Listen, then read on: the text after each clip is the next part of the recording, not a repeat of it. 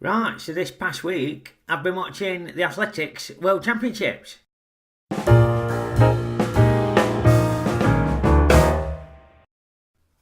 Now, back when I was at school, I was pretty good at the old athletics. I used to be a sprinter. I was very fast. Yeah, I've always taken an interest in it. So, needless to say, I've been tuning into the Athletics World Championships on the BBC. Now, they've snazzed up the coverage in recent years. No David Coleman anymore, unfortunately, rest in peace. Even the man they wanted, Coleman. I make that, all that sort of stuff that he did. In lane one, Christie, he was the master of ratcheting up the tension before the start of the race.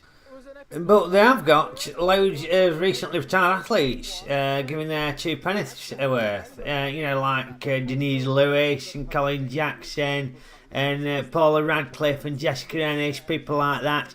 People who've been there and done it, won gold medals and stuff like that. And Michael Johnson, he's terrific, into Johnson, and he gets up and does his touchscreen stuff where he gives you insight into techniques and tactics and whatnot. And another great addition to the commentary team this year has been Coach Tony Minicello, who is Jessica Ennis's coach. And he'll give you the coach's perspective on stuff, with all the technical shit. He's been brilliant. Now, when the championships kicked off, all the emphasis were on Usain Bolt. They're absolutely bloody obsessed with him because they wanted to know whether he was going to win gold again. And they had this boat down clock, which was really crap play on words, didn't make any bloody sense. And they'd just be filming him doing anything, like walking around the warm-up track, taking his trousers off. If they could have got footage of him taking a dump, I bet they'd have put that on.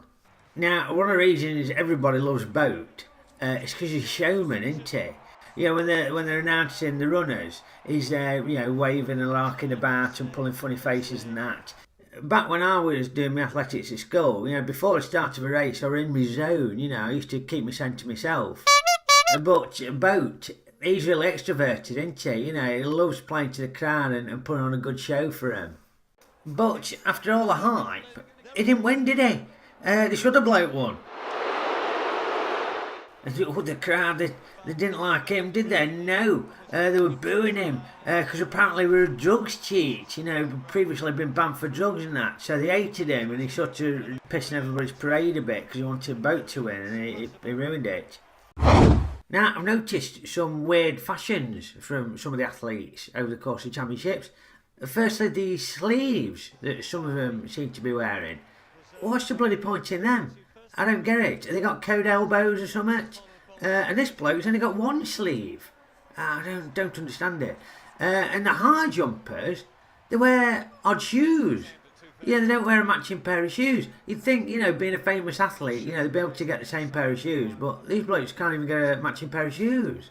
Now, this was bugging me. So I thought, who better to ask than Coach Tony?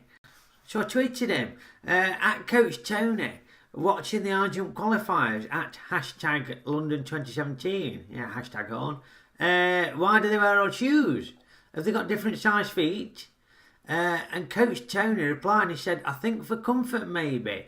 A tighter shoe on the take-off foot. All about personal preference. So what a top bloke, And Twitter amazing. You can watch the telly, have a question, and you can tweet Coach Tony and he replies. Brilliant. Now, watching the athletics, it's prompted my daughter Maxine to say to me, Dad, why don't you dig out the old Nintendo out of the loft and have a go at track and field? The old computer game, athletics computer game.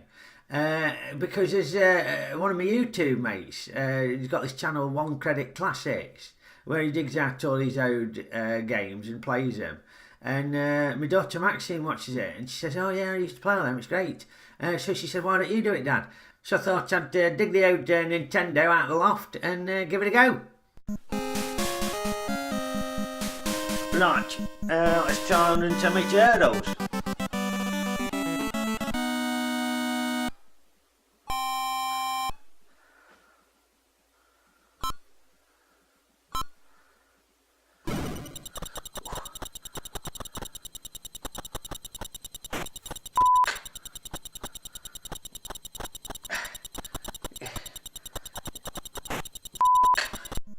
Right, let's try triple jump.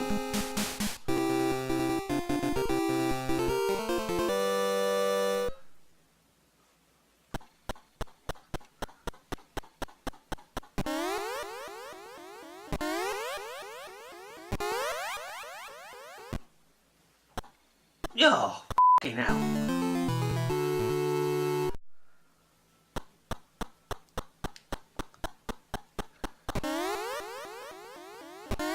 Yo, it's done it again!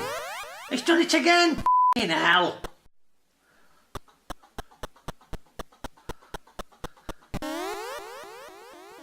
Oh, for f***'s sake, this is f***ing impossible! Oh, f***ing hell! Now, at the time I'm recording this, it ain't been the most successful championships for the British athletes. We ain't had any medals, apart from Sir Mo, who always delivers the goods, isn't he? Brilliant, Sir Mo. Won a thrilling 10,000 metres. And it's the final of the 5,000 metres tomorrow. So fingers crossed he delivers the goods again, because he will do, won't he? He's brilliant, and hopefully he'll retire on a high, unlike Boat. So I'm going to go and watch the rest of the championships.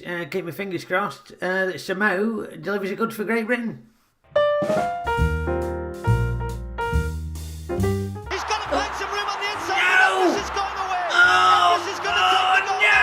What's happened there? Oh, bloody hell! Come on, go on, go on, Emmett! Go on!